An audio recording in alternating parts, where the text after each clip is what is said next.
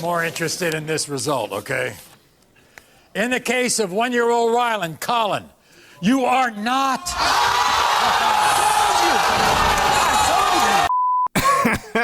Oh, man, it is nothing like vintage trash television. Okay, I think we've all seen a bad relationship before, right? And no one wants to be in that position. You know that this is not a relationship podcast. And if this is your first time listening to the show, it's not a relationship podcast. This show is for visionaries who are trying to build their vision. They don't want to be just dreamers. They want to be doers so that they can be world changers, right? Well, you're still a human being as a visionary, and that means you are going to have relationships. And I need to talk about this more because this is a philosophy I know every single visionary needs to understand. What I teach as a vision coach and mentor is that your success rises and falls on how clear your vision is, how well you can see, right? And your vision rises and falls on how well you see God, how well you see others, and how well you see yourself. Because you may think you see God, but do you see God how God sees God, right? Ooh, that's a whole nother episode. How well you see others. The quality of your life is directly related to the quality of your relationships, which is why we're covering this today.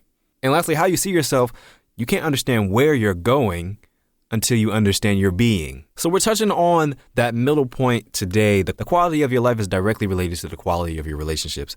I have with me on the show today, Danita LaShelle Jones. Man, when I tell you this episode is going to be very good, high entertainment value today.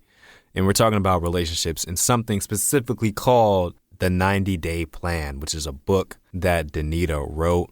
So if you are single and looking to mingle, if you're single and want to be left like a Pringle, or you know somebody that's single, or you actually can use this if you're in a relationship or married as well, to be honest. But this is going to be a great show. It's going to be a great episode 102. I'm glad that you could join me today. Let's get into it. You're listening to the Build Your Vision podcast, a podcast series about maneuvering the ups and downs of building a life that you're proud of, captured in real time. A community where dreamers become doers and doers become world changers. Let's go. Like culture has completely, the media and culture has completely like flipped on its head. Yeah. How we go about relationships, first of all, and then more specifically dating.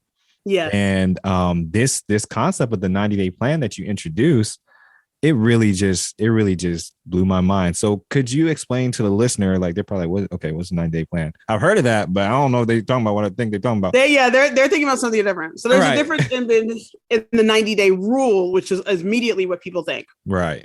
And for that rule, a lot of people that's about essentially when you're going to sleep with a person. Exactly. Which is not what the 90-day plan. It's actually the complete opposite of what that is. Mm-hmm. What the 90-day plan is, and if I may, I actually have to tell a small story to even explain how we got to the 90-day plan. I was going to ask that question anyway, so that's perfect. Yeah. So what happened is that my sister, and she doesn't mind, I get permission to tell this story now. I'm the youngest of two. My sister and I are very, very, very close. And I actually got married first after dating, married an incredible guy, like, just amazing all the way around. I actually refer to him as #the boyfriend because I feel like we're still in this amazing dating phase, and we will have been married 19 years this year. 19 years? Yes, I know. You look young. Good. I'm not. Oh my gosh. Right, I know. But my sister, on the other hand, she is a board certified physician, and so she went through college on this rigorous educational schedule, and then medical school, and then residency. And so ultimately what she ended up doing was kind of like delaying her dating process. There are mistakes that you make when you are in college, when you're dating. And there are mistakes that you're going to make maybe slightly out of college when you're dating.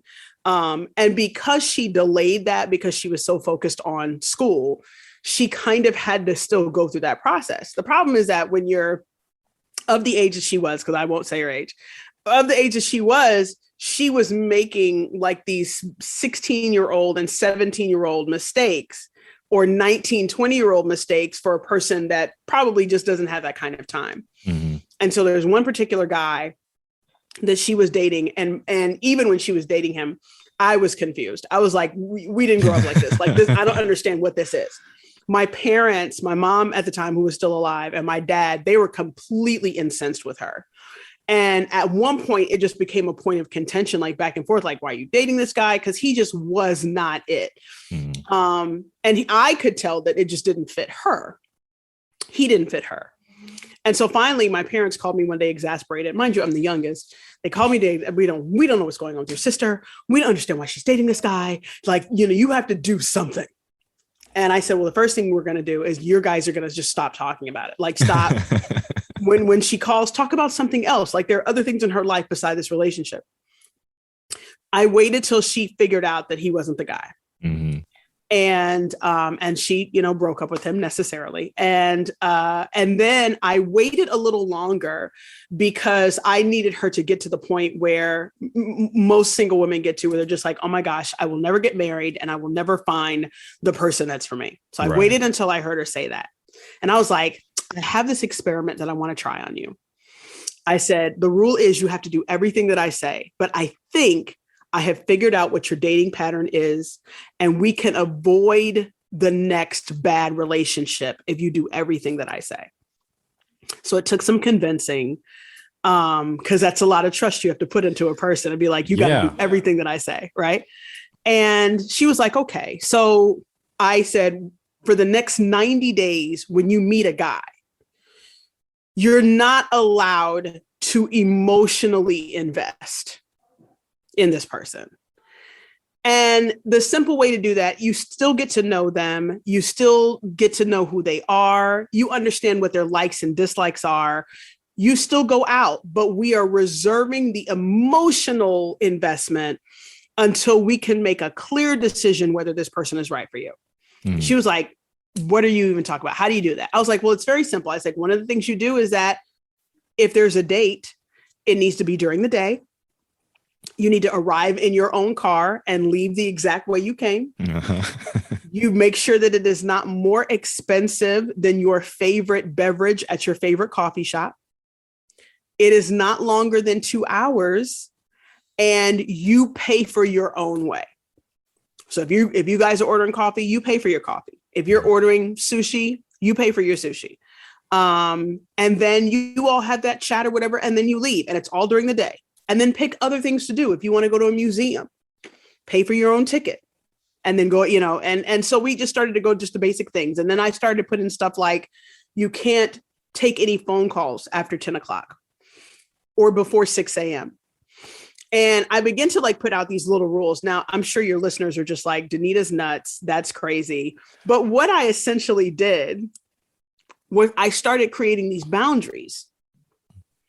And I said, you are going to establish these boundaries, and then this person is going to be in this trial for a 90-day trial period. Now, if anybody's ever worked in, whether it's corporate or been to a job before, you know that you have a 90-day probationary period when you're working before they'll hire you and they'll pay you, but you've got 90 days to really mess up, where they're just like, no, you're not going to be a good fit for this company, right? And that's essentially what you're doing before you establish this relationship. We're seeing if you're going to be good for the company. Right. And so in that 90-day period, you acknowledge the red flags that should make you walk away. Because a lot of times what we do, anybody in relationships, period, but especially women, we have a tendency to want to hang on to the investment. So if I have invested in this person, then I want to hang on to the investment. Well, it's been 7 months. It's been 2 years. And you could be completely miserable and unhappy, but it's because you put so much time in that you're just like, well, I should stick this out. And the 90-day plan keeps you from getting into a relationship. And in that space, you are able to really look objectively at the person. and say, is this person a good fit for me? Because before the 90-day plan, you've already figured out what you want in the person, what your deal breakers are. Before you start this process in the book, I force everybody to do that. Like, list the things that you want in a person, list the deal breakers. Tell me how the last few relationships ended and why. What were some things that you hated? What are some things that you loved? And you were able to analyze your own dating pattern so that by the time you start dating, you know exactly what you'll stand for. You know exactly what you want. And you're able to do it with a clear head. At the end of the 90 days, you can look at that person. It doesn't mean you say, oh, now we can be together. That's not what it does. At the end of the 90 days, you can say, is this person a good fit for me? Do we need to pursue this further past just being friends right now? And if the answer is no, then yay, walk away. You still have your own money and your own car, and he don't know where you live or she don't know where you work at. You know, like it's little stuff like that. They don't know your mama and them's church. Like it's stuff. Now you're not hiding it as much as like I had a 90-dayer. That's what I call people that try it, where they weren't necessarily listening to what I was telling them. And so one of the things they did is that they decided to meet at their favorite restaurant, which is actually something I tell you to avoid to do. And it didn't work out. It turned out that the person was actually not for them at all. And they actually weren't necessarily that great of a person anyway. But now every time that person went to their favorite restaurant, they would see that person there. Right? Now, whether they were doing it on purpose or not, now they know where you frequent. Yeah, exactly. So what do? We you know, if your favorite Starbucks is on the corner of like 5th and 3rd, don't take them to that one, right? Let's meet at the one across town that's not near my house. And we can still have that interaction, but you're not allowing them to get to the inner circle of who you are and what makes you function until you have properly vetted them in who they are. Man, first of all, me thinking about the person you have to be to think of this, like all these different boundaries and stuff for your sister, you know, like, and you be like, I have this plan. Like the type of person you have to be to create a plan, first of all, I think is just kind of rare. And like the different things, I ain't gonna cap 90 days.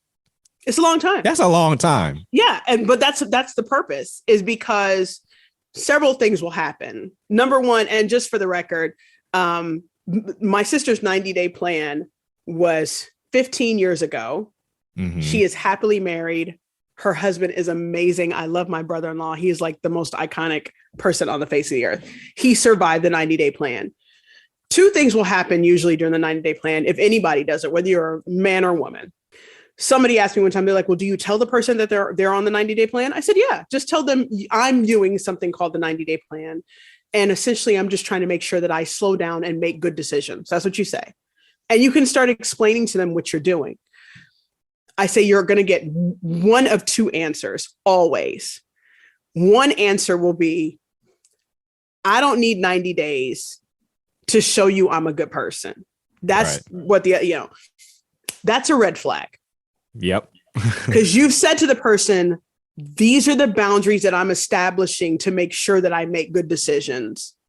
And them wanting to fight against that is a red flag. Or you'll get the other response that says, oh, that's what's up. I can respect that.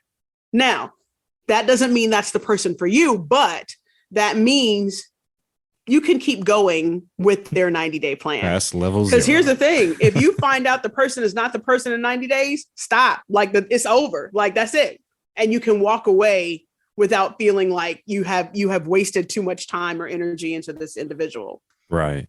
Yeah. Oh man. Okay. So there were a few things I thought about when going through this. So I went through the book, and there's different sections in the book, you know, where it has and it takes you through these exercises. I have some of them written down here. The honesty questionnaire. Yes. Kind of where you figure out, like you said, your patterns, role models that you have in relationships, things that you like about yourself.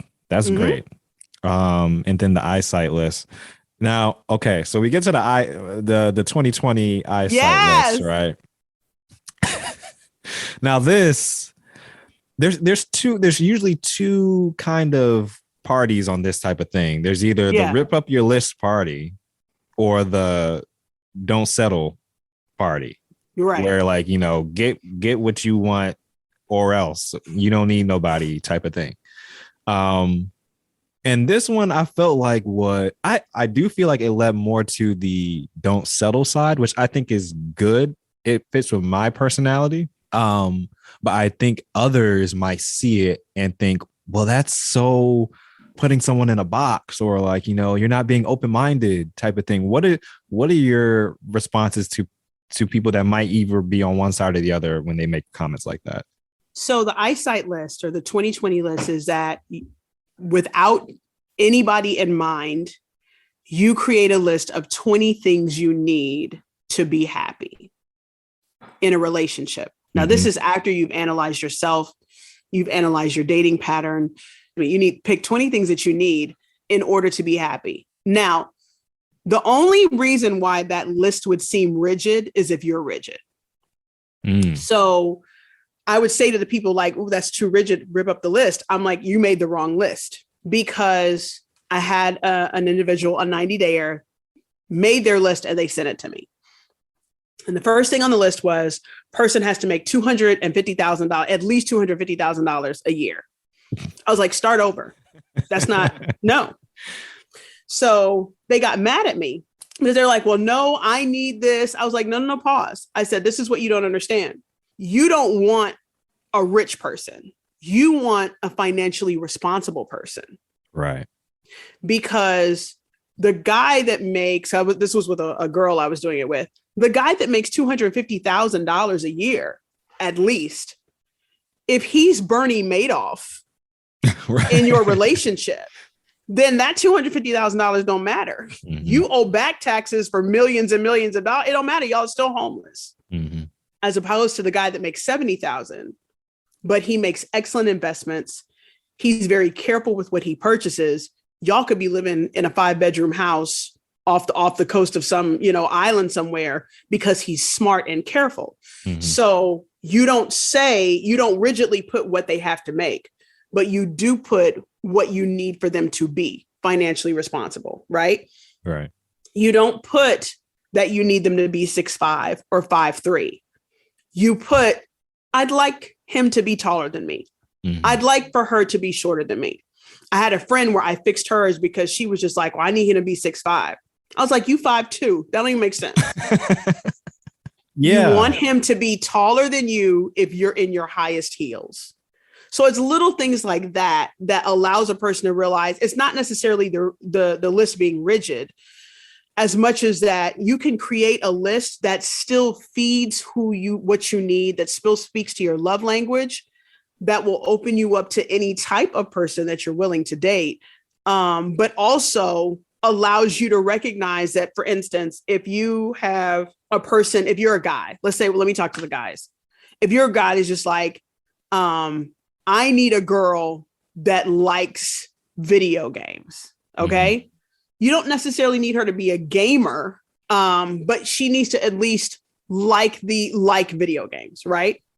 You put that on the list, because you could have 19 things that she's hitting, all 19 things, but that 20th thing where you need her to like video games, at least so she won't be mad that you come home and play them. If she hates them, you've created a terrible relationship for yourself, because that little tiny thing of her hating video games is going to blow up when y'all get married. My favorite quote, and it's in the book, and it's a quote that my brother told me one time, and I was just like, this is amazing. And so I use it all the time. Marriage doesn't change the tune. It turns up the volume.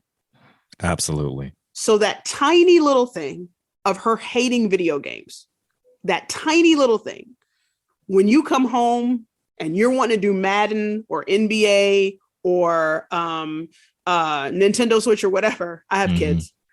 We have all of those. So the fact that she hates it, that she just finds that so incensing, and I need you to grow up, that's going to be the argument that drives a wedge between you all. Same thing for a girl or for any of my women. If you hate sports, then don't have the guy that has season tickets to a Titans game. It's going to drive the wedge. So he can meet all 19 things, and that's that one thing. And people don't realize that one little thing can cause contention in your relationship, and then it bleeds into everything else. And so that's why I say Pick those 20 things. What do you need? I say make your list generally specific. Right. Pick those 20 things that you need to feed who you are from the other person, because we're coming into this process already being complete, right? We're already complete. We're not doing the whole Jerry Maguire, you complete. That's not true. We come in as a complete person, and we need to know what we need in order to be fed to be in this relationship. So that's kind of what I would say to people. It's like, oh no, it's too rigid. No, let's fix it so it won't be. You know, I was of the camp, you know, like, hey, look, if they not meeting this stuff, forget about it type of thing. And then like, as I was starting to get older, I was like, all right, maybe you're being a little too anal about this. And so the perfect example, like you say, like about the video game thing. I mean, I'm not a gamer, but I get it. Lots of people will be like, oh, that's superficial. Or even the height thing. Like, you know, wanted him to be taller than you. What if we're like, oh, well, what if he's shorter than you? Are you really gonna, you know, blah, blah, blah. And I'm like, yeah, but like, you have a point, but it's my list is I like what I like type of thing. You like what you like. Yeah. You like what you like. Now, you know, what I don't want people to do, like I will rip up a person's list in a minute when they send it to me. I got one young lady where she was just like, I need him to have hazel eyes. I was like, no, like, first of all, those aren't even common. So you've already like alienated almost 80% of the available people, you know. Right. But I also do encourage people to be realistic. I was 90-daying a woman that was in her very late 40s. And one of the things on her list was just like, never been married and doesn't have kids. I was like, let's pause for a second. Yeah, it's going to be hard. Let's think about the bracket that you're in. What is it about this that you don't want them? And in her head, when we finally talked through it, she was concerned about being part of a blended family. And we talked through that process. Mm-hmm. But if you meet a person that knows how to handle that well, because you meet the people that don't, mm-hmm. there are aspects of that you can kind of have a little bit of a compromise. Now, that being said, I'm not saying throw the whole list away. Just there are certain things you can't, like, again, being specific, like 6'5", never been married, plays for the NFL. Like, okay, no, sis, like, let's dial it back. Find some more general things, because you will find yourself being a lot more happy if they're being able to make general things that you need. Yeah. Because you still grow in relationships. And that's one of the other important things to remember. Absolutely. Absolutely. We're going to take a quick break to hear a word from our sponsor. And I think, this is the Build Your Vision podcast. Now, this podcast is nowhere close to about relationships, but I think it's important because, especially speaking to lots of young visionaries, mm-hmm. you know, dating and relationships is a part of your life. And absolutely. For most young visionaries who are building out their dream, the most valuable asset they have at this point in their life is their time. Mm-hmm. And if you don't manage that well with the people that you are allotting it to, it can end in either one or the other. You end up building up resentment for that person and building up resentment for yourself. I should have been more focused or whatever it is. Yeah. And I think this, and to be quite honest, I do feel like this will increase the amount of time people spend alone, because you're going to be able to cut people out fairly quickly.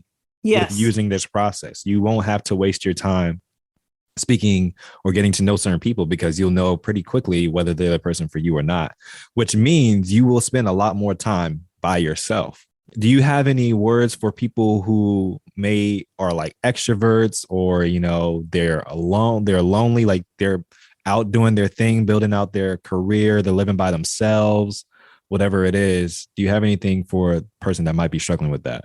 One of the things that I do in the beginning of the book is that I make sure that the person does exercises to make sure that they are comfortable by themselves. Because at the end of the day, whether you're in an amazing relationship or not, you are going to have yourself. Mm-hmm. And you need to be comfortable in your own skin in order to be able to even begin the 90-day process. Because like you said, it interrupts a lot. Sometimes people are in relationships because it's just comfortable to have a person around. Right. Whether it's dangerous to them or not. And so the 90-day rule does, or the 90-day plan, it immediately recognizes like, whoa, I don't need to be with, Scott or whatever. Mm-hmm. I don't need to be with Bridget. And when you stop that process, you're right. It does put you kind of in this space where you're still coming home by yourself.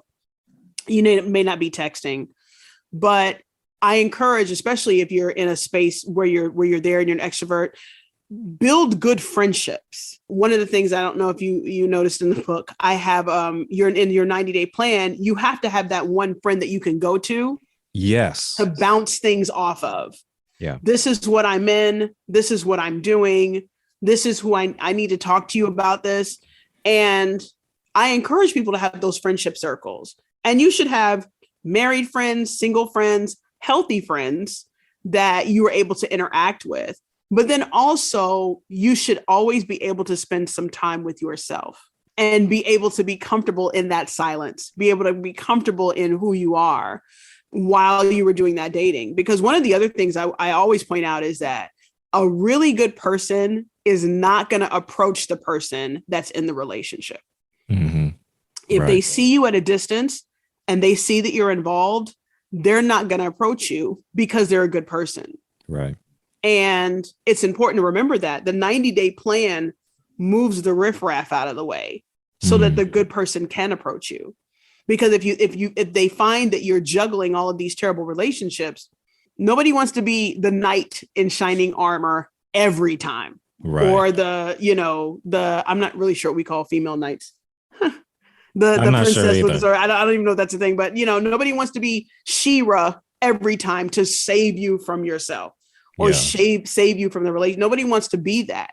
It's important for you to find the confidence in being by yourself and then interacting in great circles of friendships so that you don't have those moments where you feel lost or lonely.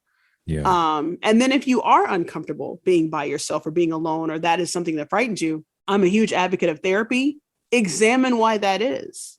Why do I feel this way? Why do I feel the need to fill this void with anything or with any type of person, regardless of who they are? Figure out why that is. That's important. Yeah. And you touched on this, the accountability partner. I think in the book it's called your accountability girlfriend. In the book, because it is for this. Listen, I love that you read it because anybody can read it, but I do write it towards single women.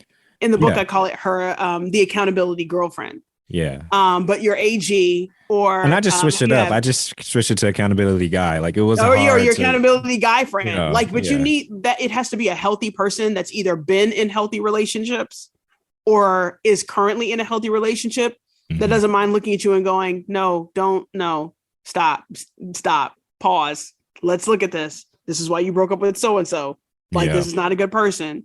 Because sometimes we get wrapped up in the romanticism of a person because they've said something amazing or they've done something amazing.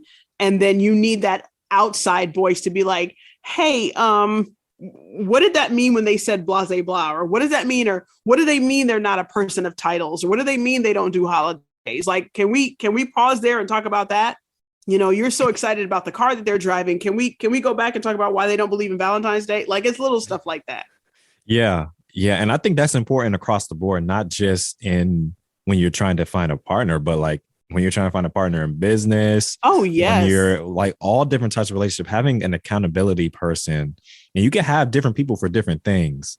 But it can save you so much time because that's that one person that can just tell you how it is. You respect their opinion. Even if it might be detrimental to your relationship, they're always going to do what's in your best interest. And Absolutely. That is super important just to have in general. I love that you brought up business because I cannot tell you how many times I wish that there was like a 90-day plan for people that decide they're going to go in business together. Oh, yeah. And let me just say this for those people that are feeling very entrepreneurial in their lives. Just because y'all are great friends doesn't mean y'all will be great business partners. That's the majority of people. Or just because y'all are in a relationship, yes, that doesn't mean y'all will be great business partners. That a lot of people don't realize that everybody has a different process. Yep. I learned the hard way one time. One of my closest friends, we decided, because I'm in theater, we decided we were going to do a show together. You put two artistic people in a space where their artistic process is vastly different, it is a catastrophe. And I didn't understand what was happening. This was tens of years ago. I didn't understand what was happening. I was like, I don't understand. We're like super good friends. Like, we call each other, we tell each other everything. How is this not working? But our business model was completely different. Now, we had the same goal, but we had a different road that we like traveling there in different vehicles, you know, because sometimes y'all can travel the same road. One person's in an SUV, one person's in a motorcycle. It works. We had the same goal of having a great show, but they were on one side of the mountain, you know, in snowshoes, and I'm on skis on the other side of the mountain. And it was a disaster. And I think some people think that even if they're compatible as friends, they're like, oh, this is amazing, we should start a business together. Well, pause. Let's pause. Yeah. Let's talk to outside people. Let's write down what our goals are, what are 20 things we need in business. That would be an eyesight list. Here are 20 things I need from a business partner. What do you need? And those things need to match up, because that is a type of relationship. Absolutely. And people don't realize that. And so I've seen ruined friendships over a business that didn't work out because they didn't understand how the other person worked. Yeah. Yeah. And as we wrap up, I do want to throw in a selfish question here. It might get put on the cutting room floor. I don't know. So I'm reading this as a man, and I'm like, okay, I understand these principles. I understand the concepts and theory. I'm thinking about how can I apply this in life, and just the dynamics of male and female in relationships, just a little bit different. They are. And also how the person reacts, you know, the partner reacts will be different based on what gender. Most like there's always exceptions. Absolutely. But most likely it's a certain way. And I'm thinking as a man, okay, I have a 90-day plan. Okay, she goes to, you know, hold my arm or something. I'm like, hey. Like, it's just, and if a woman did that, it would be a little bit more normal or acceptable, because, you know, touching a woman is a lot different than, you know, touching a man somehow.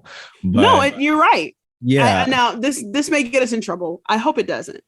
One of the reasons why, because you're talking about in the 90-day plan, there's what I call the no touching clause. Right.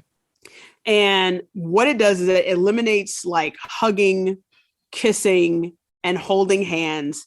And one of the reasons why I did that, and I hear people like turning the podcast off right now, but seriously, hold on. Hold on.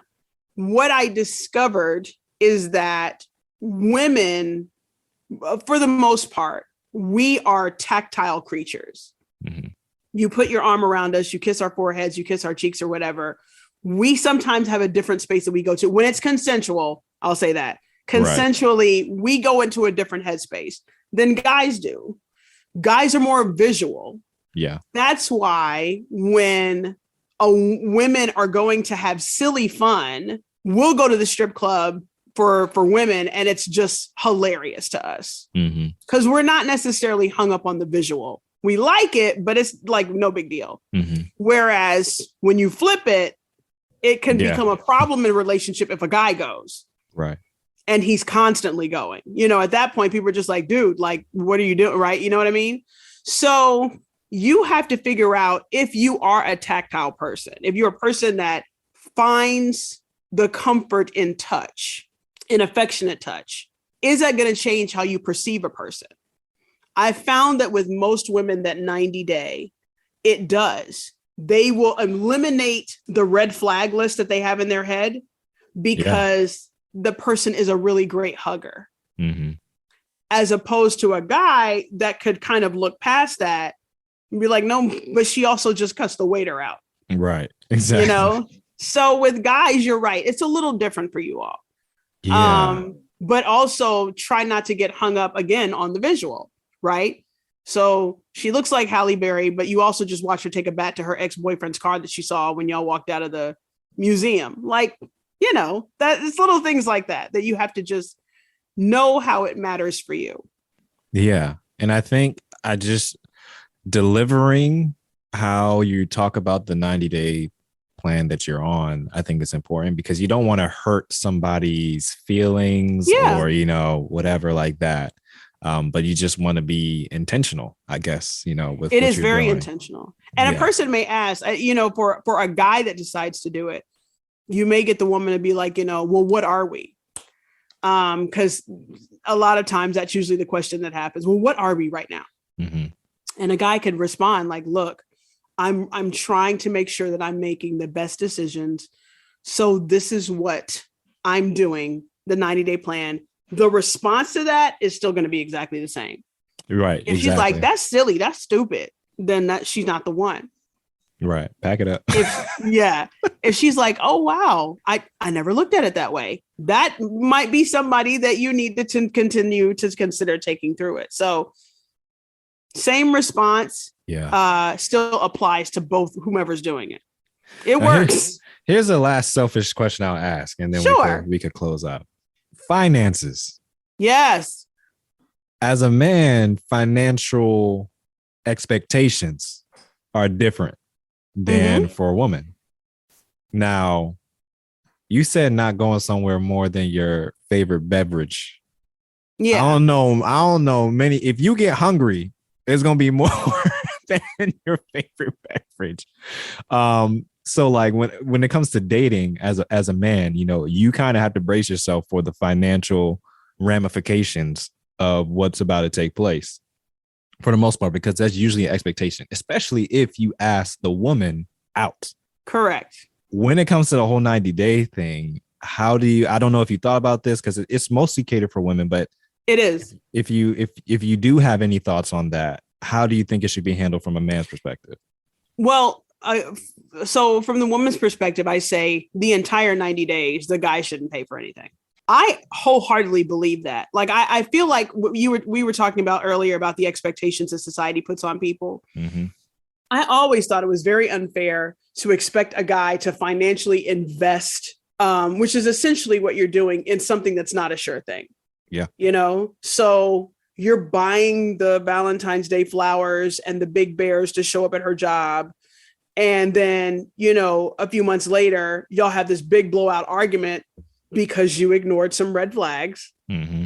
That ultimately you're walking away, not only maybe emotionally scarred that you need to heal from, but you're also looking at that checkbook going like, dude, I spent close to like almost, $3,000-4,000 on this woman. And I flew her this place and I flew her that place. I'm a huge advocate of just like, and this is more so too for like the grown side of dating. Mm-hmm. I'm a huge advocate in people being like, hey, meet me here. I'd like to go Dutch. You don't say it, don't say it when you get to the date and be like, I hope you brought your own money. Like, don't do it that. Would you like to join me in going to this place so I can get to know you better? I'm a huge advocate of that. Because I think one of the other things that we don't acknowledge is that if you are getting with a person that may not be financially responsible as a guy, that's even more undue stress on you. Let's say you get with a woman and you've been paying for all of the stuff and y'all get married, and then you realize that she is not financially responsible. She is used to spending all of the money. Her goal in life was to be a housewife in the definition of like the Atlanta kind, not like the actual, like she don't want to raise the kids. She just wants to have them and then send them to daycare so she can, Mm-hmm. You find yourself in a situation where that will cause undue stress even more. So let's get to know each other better before I'm popping for expensive dinners and plane tickets and things of that nature. Like, let's get to know each other better. Now, different strokes for different folks, right? But I think there are more clear-headed decisions that can be made when you're not so invested that you're trying to make it work. So I just spent $3,000 trying to fly you to a special place to come and join me, but a red flag just popped up. But I'm also looking at my checkbook like, dude, I spent $300 on this girl. I spent $3,000. Right. You know what I mean?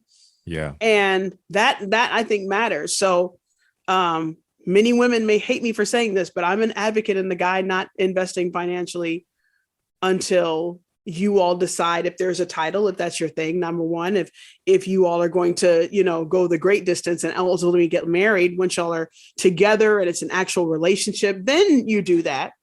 But in the getting to know you phase, no. Yeah. Let's keep our own money. Let's go to a coffee shop during the day and talk, and you buy your coffee and I buy my coffee, and then that's it. We're done. I completely agree. But yeah, I think that might even, for some women, interestingly enough, be a red flag for a man. It's like, oh, he asked me out to coffee and he made me pay for my own coffee. Red flag. And it's not a red flag. I think with the dynamic, one of the things that I keep repeating in the book is like, you don't know them.